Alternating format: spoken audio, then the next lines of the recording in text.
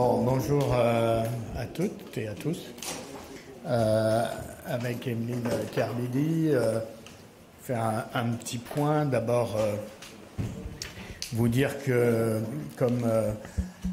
que hier, avec la présidente du groupe CRCE au Sénat, Cécile Cukierman et Fabien Roussel et moi-même, nous avons adressé un courrier au président de la République sur la situation à Gaza, avant même d'ailleurs que le Premier ministre israélien Netanyahou confirme sa volonté de conquérir l'ensemble du territoire de Gaza, mais nous l'avions interpellé, le président de la République, et nous attendons sa réponse, notamment sur l'action de la France pour débloquer l'aide humanitaire qui est actuellement interdite d'entrer dans Gaza avec toute la catastrophe humaine que cela génère, confirmée par toutes les agences des Nations Unies, tous les observateurs qui peuvent avoir un regard sur cette situation absolument dramatique.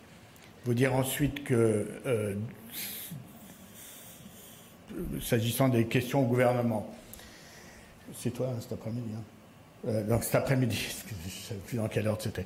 Cet après-midi, c'est Emeline Carbidi, mais elle en dira un mot, qui va poser une question notamment sur les réductions de budget, notamment dans le secteur social, et puis faire un lien avec la proposition surprenante, saugrenue, baroque, ubuesque, je ne sais pas quel mot utiliser, du Premier ministre de faire envisager un référendum sur une loi de finances qui quand même laisse tout le monde un peu pantois, nous aussi d'ailleurs. Donc voilà, ça c'est pour la question de cet après-midi, mais Emeline complétera. Et demain, nous aurons une question posée par Julien Brugerolles, qui est le député qui a succédé à André Chassaigne, et qui posera une question sur les sujets de l'industrie. Alors bien sûr ArcelorMittal, mais pas seulement, puisque dans sa circonscription, il est concerné par une grande entreprise de verrerie qui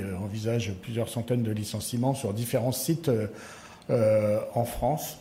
Et donc c'est un énième exemple de l'hémorragie dans le secteur, l'hémorragie d'emploi et dans le secteur industriel, avec à chaque fois, c'est le cas pour la verrerie, c'est le cas aussi pour ArcelorMittal. C'est-à-dire aujourd'hui une assemblée générale des actionnaires d'Arcelor au Luxembourg pour évaluer le montant des dividendes qui vont être versés, pendant que dans la même période, on annonce des licenciements. Donc à chaque fois que s'agisse d'Arcelor ou de la verrerie, mais aussi d'autres industries, des licenciements qu'on peut appeler boursiers, c'est-à-dire d'entreprises profitables qui néanmoins licencient et abaissent la souveraineté de notre pays dans le secteur industriel. Je vous dire également juste à ce sujet qu'on recevra les syndicats d'ArcelorMittal la semaine prochaine à leur demande. Notre groupe les recevra soit en fin de semaine, soit plus probablement en début de semaine prochaine. Emeline, tu veux dire un mot sur ta question avant qu'on parle de la PPR? Ouais. Donc rapidement vous dire que cet après-midi, effectivement, je posais en 5e position une question sur les coûts budgétaires. Le Premier ministre a indiqué qu'il envisageait un référendum sur le projet de loi de finances pour l'année prochaine. Il semble indiquer que le cadrage budgétaire n'est pas encore effectué. Pour autant, on voit déjà, et cela depuis plusieurs mois, des coupes budgétaires importantes, surtout sur les politiques sociales, en matière d'emploi, qui concernent les jeunes particulièrement. Et on voit bien que finalement, les orientations sur ces coupes budgétaires ont déjà été faites.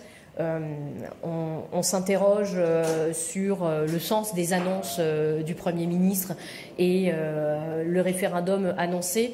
Il en avait aussi annoncé un sur les retraites que nous attendons toujours. Donc il y a des éclaircissements que nous allons aller chercher avec cette question à 15 heures, en espérant bien évidemment que le Parlement puisse être véritablement informé, puisque nous avons l'impression d'être méprisés. Cela fait 3 ans maintenant que le Parlement n'a pas pu voter un projet de loi de finances, 3 ans qu'il n'est pas consulté sur les orientations budgétaires du pays, et on nous annonce finalement qu'on ne le sera pas davantage pour l'année prochaine. Il y a donc de véritables raisons d'inquiétude de notre côté.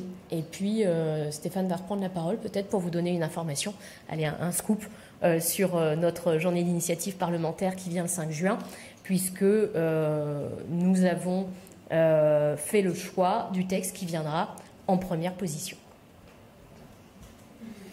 Quel teasing. Oui, donc nous allons, on l'a déjà un peu évoqué la semaine dernière, mais on le confirme, nous déposerons comme premier texte le 5 juin de notre journée dédiée une résolution sur le sujet des retraites, une résolution pour l'abrogation de la réforme Borne, de la mesure d'âge et de l'allongement des cotisations.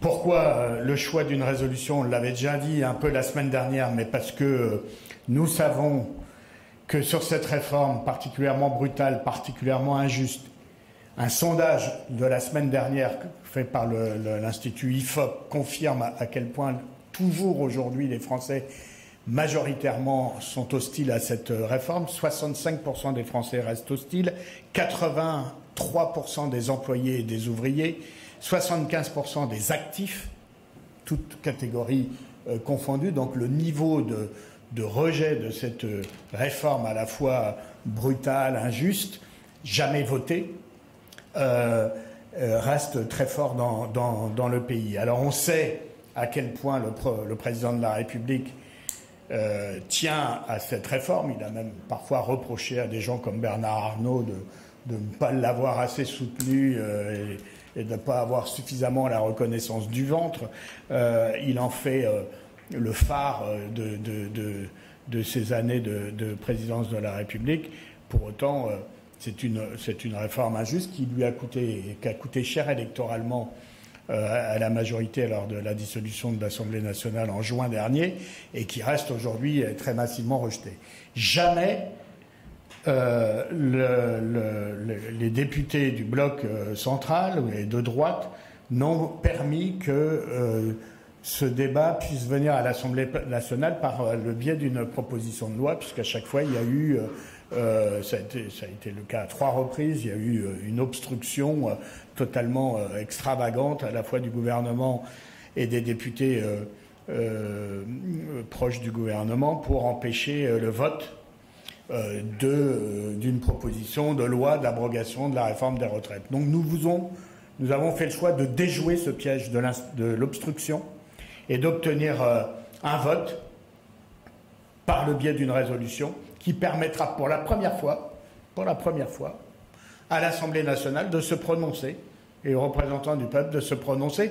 Et nous considérons qu'à partir du moment où l'Assemblée nationale, qui majoritairement est contre, à l'image des Français d'ailleurs, contre cette réforme, eh ben nous pensons que ce vote majoritaire de l'Assemblée nationale pour l'abrogation de la mesure d'âge et de l'allongement de la durée des cotisations, c'est-à-dire en un mot, pour l'abrogation de la réforme Borne sur les retraites, eh ben ça obligera le gouvernement, au moment où se conclura à quelques jours près le fameux conclave, ça obligera le gouvernement à en tenir compte. En tout cas, c'est notre intention.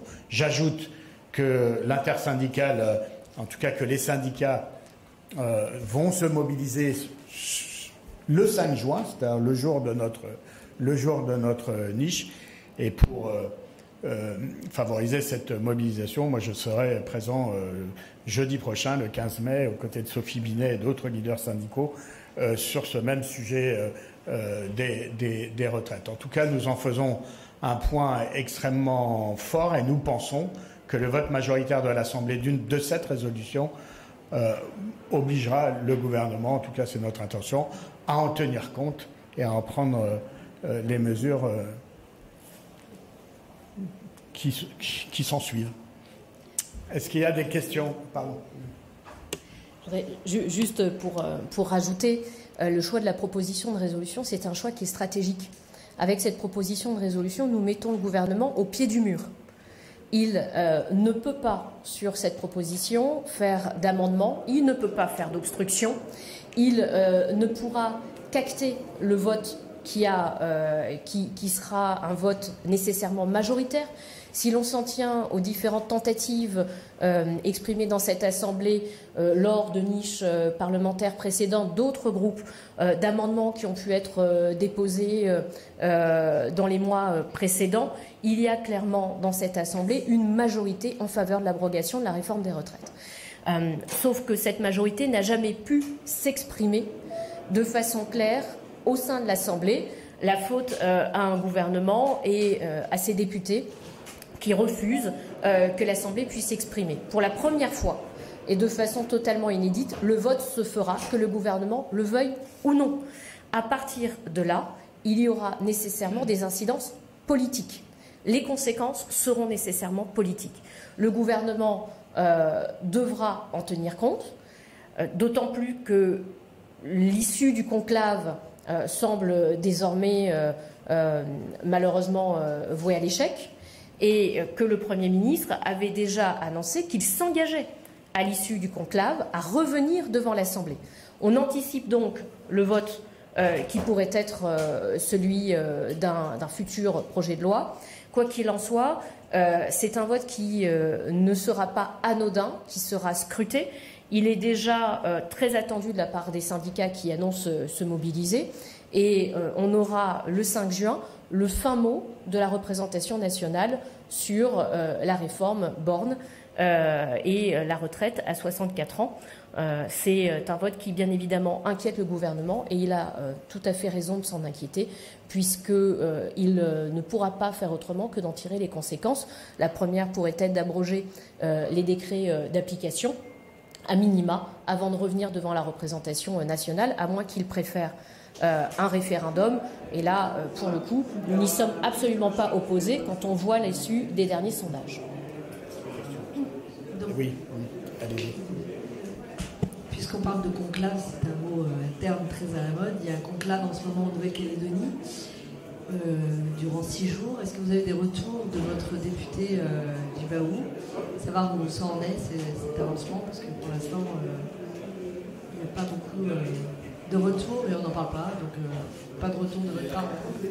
Non, on n'a pas d'informations particulières. On s'est inquiété d'une déclaration du ministre des Affaires du ministre d'État Manuel Valls, laissant entendre que si ça devait échouer, ce serait de la faute du FLNKS. Et donc, voilà, donc c'était une déclaration. Il y en a eu d'autres depuis. Donc, non, pas, simplement, dans le cadre des semaines de l'Assemblée, notre groupe consacrera, je crois, dans la semaine du 12 juin, un débat sur la Nouvelle-Calédonie avec Jean-Marie Djibaou. On arrive, 2 secondes. Avec Emmanuel Djibaou et Manuel Valls. Quelle forme, pardon dans le cadre des semaines transpartisanes, sans doute soit dans l'hémicycle, soit à Salle-Lamartine. Oui, oui, bien sûr. Merci. Merci.